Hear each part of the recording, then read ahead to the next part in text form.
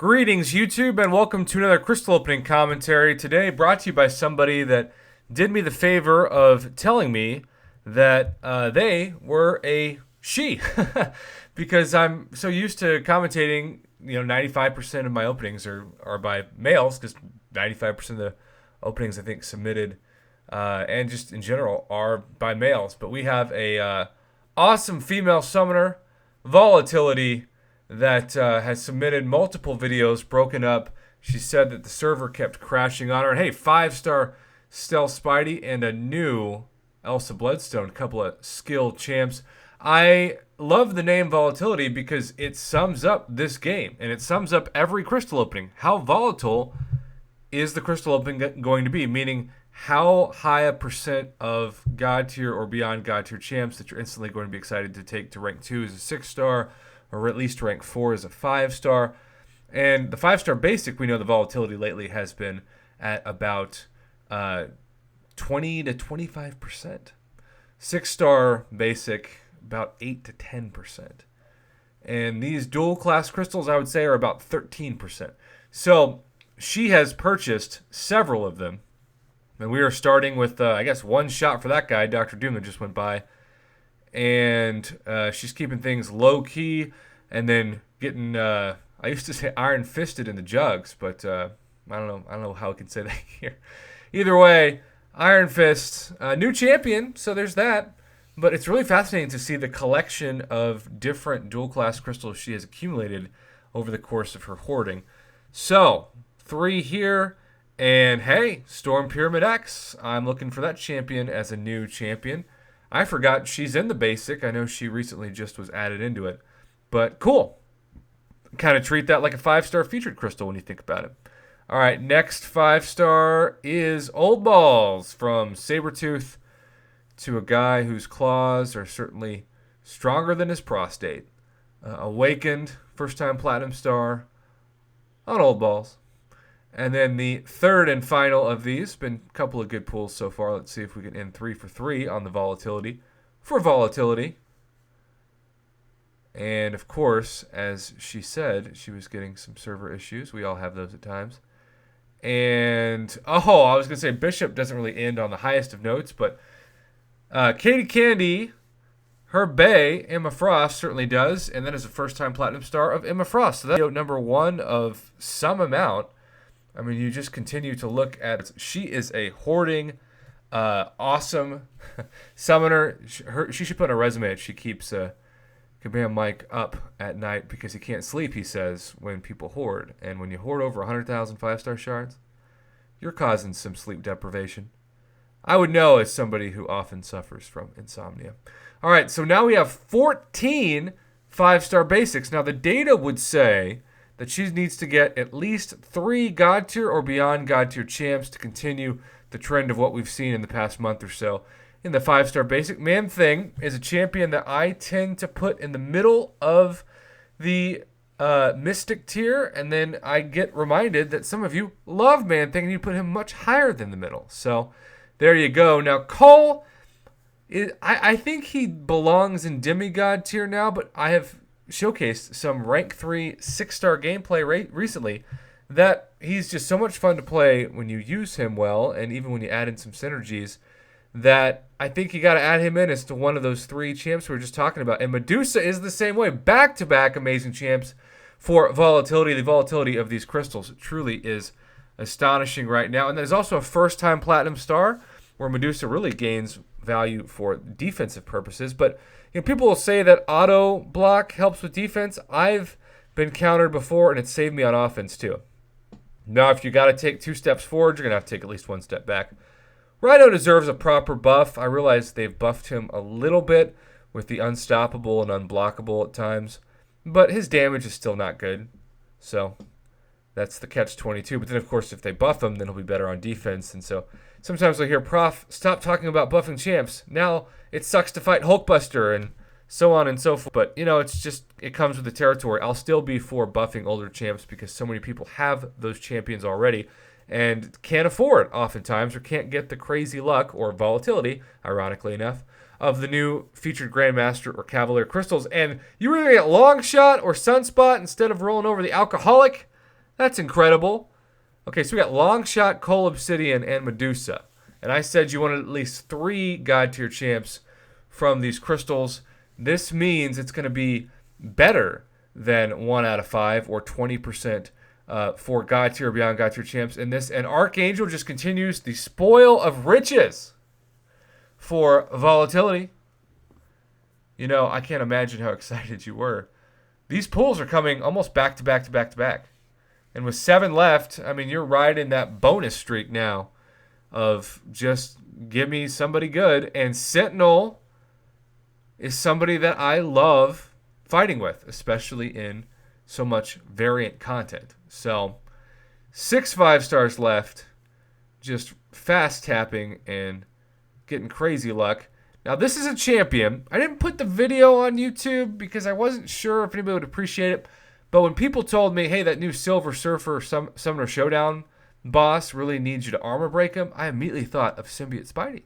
And I used him as part of my team and did some really good damage against that Silver Surfer. So shout out to Symbiote Spidey, the champion that literally made me download this game almost 5 years ago, because I grew up watching that 1990 Spider-Man cartoon show and loved both Venom and Spider-Man and the plot to have Spider-Man's suit be taken over by the symbiote. Now we get a new vision for 2020. Literally, it's a new vision. The irony is I haven't seen this before, and I said new vision, and then I didn't know if it was new. It was just new in terms of this crystal opening, but it was like new. Hasn't been on her roster yet.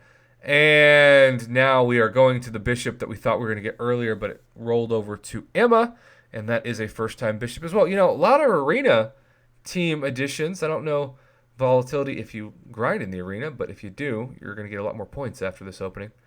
And University of Phoenix called. They want their online submission back, and that's also a new University of Phoenix. This champion should be so OP that she makes Magneto in some ways looks weak, and yet we know that is not the case at all. Hopefully she gets a buff as well sometime in the next couple years.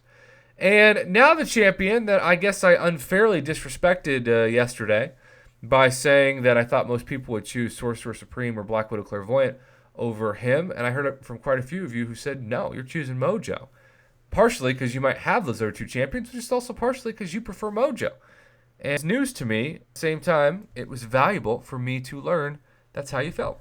All right, so now it's the big stakes. Now it's the real volatile crystals for Volatility, because we just saw how great those God tier and beyond God tier drop rates were for the 5-star basic. But keep in mind, there are still so many older, meaning before featured Cavs were a thing, 5-star champs that have not been included and maybe never will be included, or at least not for several years, in the 6-star featured or 6-star basic crystal. And because of that, there's just a lot of average to below average trash champs that you might enjoy fighting in the arena. I mean, I have those champs, like OG Black Panther or even Red Skull. But we're going to take him to rank 2. Now, Ronan, as a 5-star, Mr. Hawkeye, Avengers style, he is a champion that I love using as a 6-star. But would I ever take him to rank 2? No. Not, especially not before Awakened Nick Fury or Awakened Aegon or Stealth Spidey, etc. And speaking of the 5-star Man-Thing, this is a second 6-star for Man-Thing, and that is first-time Platinum Star. I have no idea if that makes him a lot better or not, because I've never really fought with him, but I'm sure there are some Man-Thing experts that could comment his worth. 3 more 6-star crystals, and Mephisto is another champion that some people would take to rank 2, but I probably wouldn't. I'm debating taking my long shot to rank 2 after seeing the crazy damage he does, especially in that Herald difficulty of the all-cosmic path. Now, that is painful. Guillotine 29.9 rolls over to Mordo, who literally Astro evaded Guillotine 29 for you. This is a very disappointing 6-star opening. I'm just going to keep it 100. Maybe this 6-star will save it, but this is a realistic opening so far on my channel, and that World War II really cements the disappointment. Omega Red was one away, of course, but just wasn't. Look at that batch of 5. Now, I like Ronan. I like Mephisto. Man-Thing, I'm sure some people would really like, but that's just not what you're hoping for when you hoard 50,000 6-star shards. And who knows if she has anything left to open. Oh, now she said, screw it. I've got some units to burn. Let's try to get OG Thor, not vegan Thor, the one that actually ate processed meat. All right, popping those 5 crystals. Let's see if there is anything worth noting in these 5 feature cabs. Has the server crashed? Maybe? That's weird. I'm just going by the order of what she sent these to me. She popped 5. We weren't sure what the 5 were that she popped. 2 were left. 2 4 stars. Huh. Well, that is disappointing. This is a realistic opening, though. It really is. And hey, she's now a Battle Realm bestie. Like my girl, Katie Candy. It's always great to see more female leadership and presence in any gaming community. I remember the first time I discovered Katie Candy, and I thought her channel was awesome. And now she's my Battle Realm bestie, and I can't imagine my YouTube life or life in general without her awesome presence. So it's just nice to make new friends and grow the diversity of such a fantastic, respective community. All right, so now she's got a couple of rank up gems, I guess. 5-star awakening gem. Okay. Let's see if she can land the class she needs to be classy. See what I did there? Mutant. Okay. Maybe she can use that. Maybe not. I don't know. I've got no idea.